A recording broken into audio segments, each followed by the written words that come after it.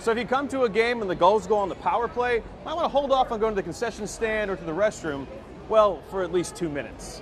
The last two John Deere Classic winners have fallen into the sand on the 18th hole, but then used that as a launching pad to victory. But the question remains, whose shot was better? Ben Rosehart would not eat green eggs and ham.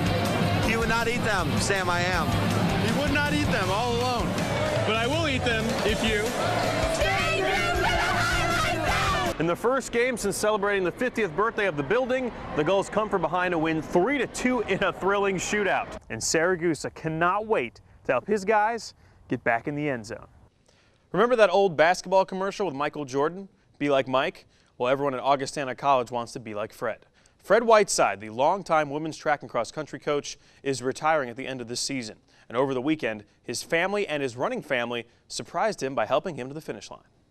I grew up at Augie, and you couldn't ask for more. For the last 4 decades, you could see Fred Whiteside patrolling the track at Augustana, serving as a running coach, but also a life coach dating back to his days as an assistant in the 1970s. From the beginning, Coach Ols got me this wonderful opportunity, and I just want to keep thanking him every day for the wonderful vocation that I've been able to have here at Augustana. As a final thank you, students, alumni, friends, and family joined Fred for his final lap. One last jog around the track after the last home meet of the season. When Fred announced his retirement that day at practice during indoor, it kind of hit us all as like, we have to do something. It just goes to show what a wonderful man he is and what a great program he's built for Augie. It's, you know, we're not just a community, we're not just a sport or a team, we're a family, and he's a wonder of the world. He's had a huge impact on my life, and I know everyone else's lives too that have run with him or come into contact with him, whether on the team or in the community, and he's really left his mark.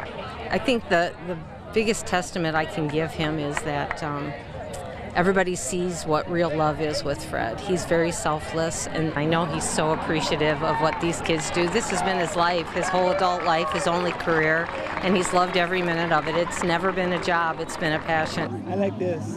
It played out, better than I think we could have imagined. It's just been a blessing. Minor league baseball has its share of quirks. But for Burlington Bees fans Tom and Jack Gray, they make their presence felt even when they are not officially umpiring a game. Basically, when they get up and clean off the plate, we'll stand up and clean off our seats, and we kind of mimic them more or less. When they give the count, show it around, we'll do that with our fingers. Just kind of mimic what they're doing at the time. It's also stuff that we do when we're umpiring, so we know the moves anyway. We'll also have some fun with it, and the fans seem to enjoy it. So. They are both actual umpires in Iowa, but at Bees games, they go for fun and take over the gray area, the first row behind home plate. It's going to be a memory for a very long time. It's something that's very abnormal, and I love doing it, especially with my father here. Mostly I'm trying to entertain the other fans. I've been umpiring for years, youth baseball, USSSA baseball, Little League baseball. Last year my son started umpiring with me as well. We got the uniforms, and we make decent money out on the weekends. It's kind of fun. We enjoy baseball so much, we're always with it. This would be my second year doing it, and to be honest, I love it. It's good money, and I just enjoy baseball, and I'm around something that I love. So when he's not umpiring or entertaining, Jack is pitching or hitting for Burlington Notre Dame High School, where his dad is also a coach with the Nikes. That's one of the biggest joys, is to be able to spend time with my son Jack, and we come out here and work with the umpires and have some fun. At Bees games, Tom and Jack have only umpired from the stands twice.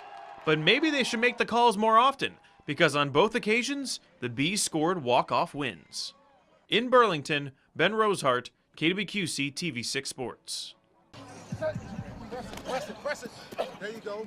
NFL teams know DJ Pumphrey can run, and run well. He has the records to prove it. But for Pumphrey to make his mark at the next level, he needs to show he is strong enough and quick enough as a pass catcher. I just want to be picked up. I feel like if one team chooses me, I could be the next great. With neon shoes and an array of moves, Pumphrey spent a large chunk of his time fielding punts.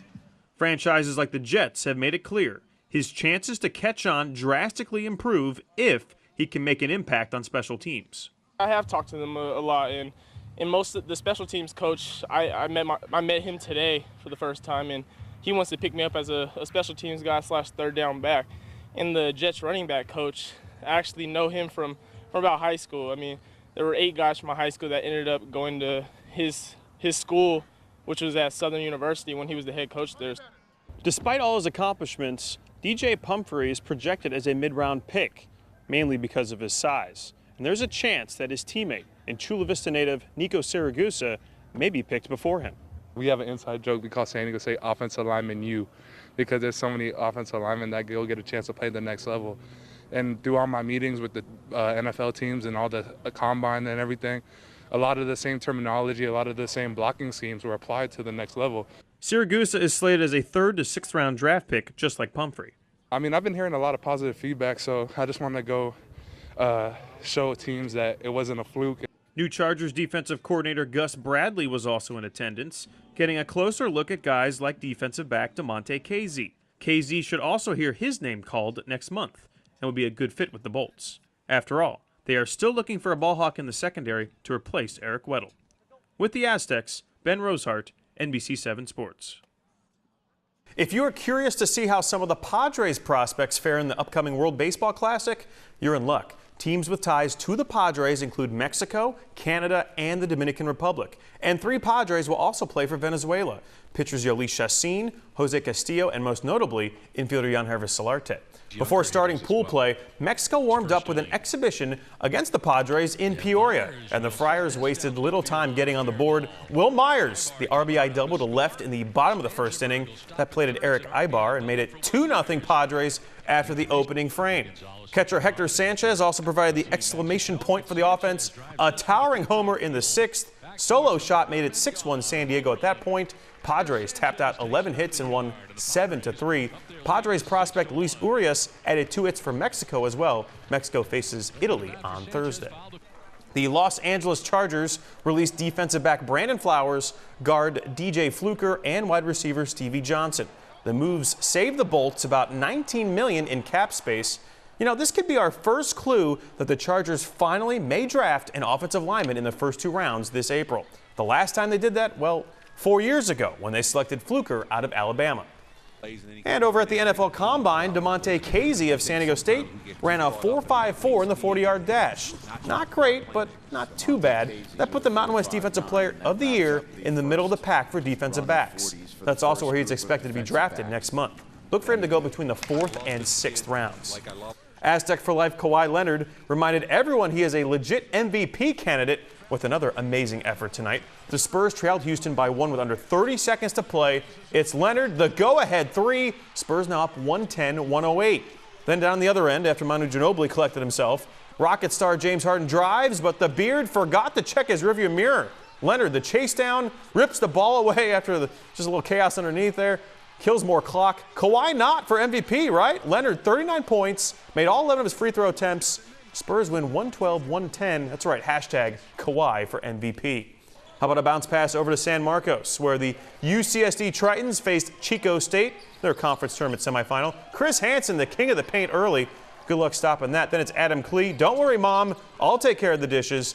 He found Hansen again for the bucket. 20 points, 11 rebounds for the big man. Klee added 13. Tritons dance away with a 63-53 victory.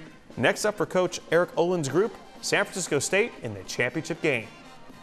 Also, what can we look forward to tomorrow? Well, the Aztecs will face UNLV in the first round of the Mountain West Conference Tournament. SDSU must win 4 games in 4 days to join the madness. Let's not get too ahead of ourselves, right? Let's get through day 1 first. That's a look at sports. I'm Ben Rosehart. We'll be right back after this.